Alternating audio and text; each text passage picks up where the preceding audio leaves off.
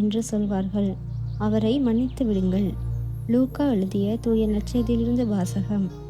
அக்காலத்தில் இயேசு தம் சீடரை நோக்கி கூறியது: பாவச் சோதனை வருவதை தவிர்க்க முடியாது, ஆனால் ஐயோ, அதற்கு காரணமாய் இருப்பவருக்கு கேடு.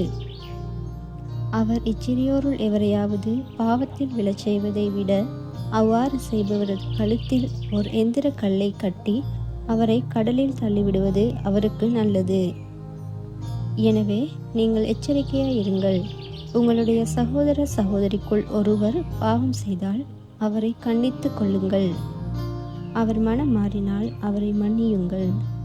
ஒரே நாளில் அவர் 7 முறை உங்களுக்கு எதிராக பாவம் செய்து 7 முறையும் உங்களிடம் திரும்பி வந்து, நான் மனம் மாறிவிட்டேன் என்று சொல்வார்கள், அவரை மன்னித்து விடுங்கள்.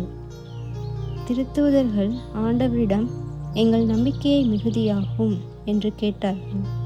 அதற்கு ஆண்டவர் கூறியது: கடுகளவு நம்பிக்கை உங்களுக்கு இருந்தால் நீங்கள் இந்த காட்டு அத்தி மரத்தை நோக்கி, நீ வேறொரு பெயர்ந்து போய் கடலில் வேரூன்றி நில் என கூறினால் அது உங்களுக்கு கீழ்ப்படியும்.